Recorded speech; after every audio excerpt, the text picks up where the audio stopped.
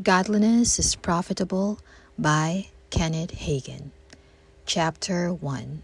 Success Belongs to You.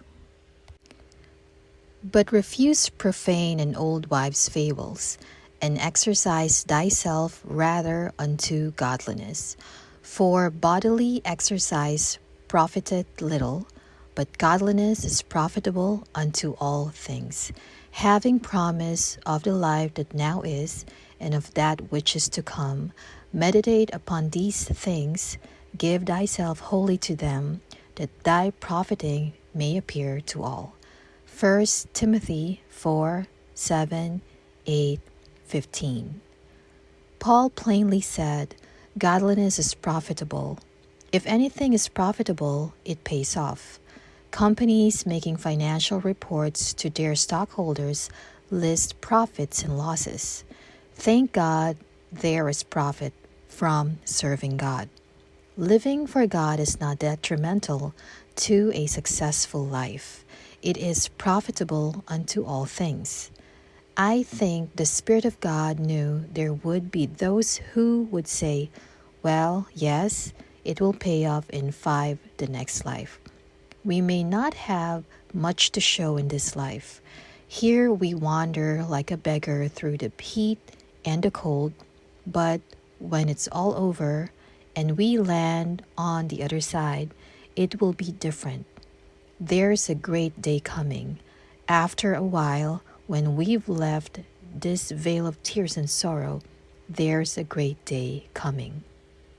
Well, thank God there is. But Paul said, godliness is profitable unto all things, having promise of the life that now is. The life that now is where I is right now in this present world. The life that now is where I is right now in this present world. The life that now is, quote unquote, is where you is, quote unquote, right now. Brother Hagin gave the following prophecy at this point in his sermon. Take heed, listen, give yourself wholly unto these things.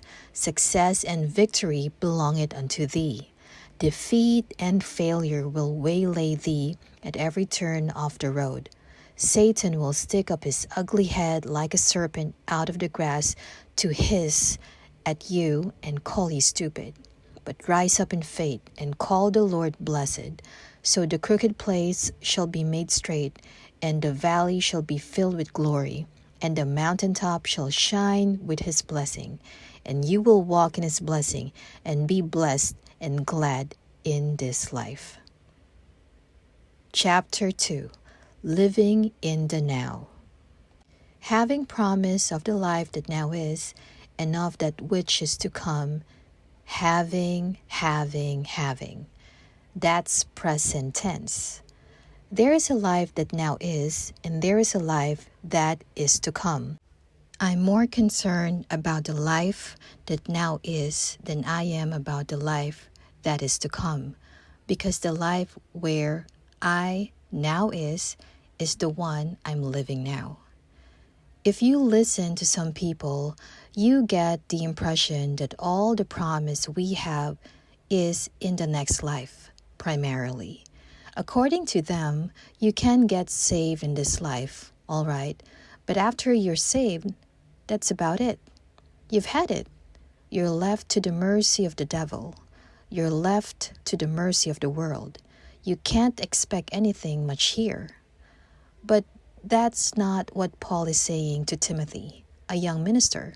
He said, yes, godliness has a promise of the life that is to come, but godliness is profitable unto all things, not just to the spirit, but to the soul, the body, the material, all things. There are at least 4 things that godliness ensures. We will study these benefits in the following chapters. Chapter 3. God protects us. First, godliness ensures protection. If you have property or anything of value, you protect it. I was at my son's house and saw his dog, King, chewing on a shoe. I said, "Hey, he's got one of your shoes." "Oh, he's not hurting anything," Ken said. "That's an old shoe we threw away." Ken wasn't protecting that shoe because it didn't amount to anything. We belong to God. We amount to something. He protects us. I like the account of the woman with the issue of blood who touched Jesus, and he said, "Daughter, thy faith had made thee whole." Mark's account goes into more detail, and I usually preach from it. But I like something especially about Luke's account. As Luke records the story, he writes that when Jesus stopped the procession toward Jairus' house, he said, "Somebody touched me." Until she touched Jesus, that woman was a nobody. But when she touched Jesus, she became a somebody. Jesus didn't say, "Nobody touched me." He said, "Somebody touched me." According to the book of Leviticus, this poor woman with the issue of blood was in the same category as a leper. She was unclean. A leper had to segregate himself from other people. If somebody got close to him, he had to cry out, "Unclean, unclean, unclean, I'm unclean." He was a nobody. But, bless God, Jesus said, "Somebody touched me." He transformed that woman from a nobody to a somebody. I want you to know you're a somebody. Somebody asked me, "What do you mean when you say, Brother so-and-so is a somebody?" I mean, he's a child of God. I mean, he's a son of God. I mean, he's a joint heir with Jesus Christ, an equal heir. I mean, he's in the family of God. That's a somebody. Jesus tells us we are somebody. We are the body of Christ. The Bible tells us that. Writing to the Ephesians, Paul uses husbands and wives as an illustration of Christ and the church. Husbands, love your wives, even as Christ loved the church and gave himself for it. Ephesians 5:25. He went on to say, "So ought men to love their wives as their own bodies. He that loveth his wife loveth himself. For no man ever yet hated his own flesh, but nourisheth and cherisheth it, even as the Lord the church. For we are members of his body, of flesh and of his bones." Verses 28 to 30.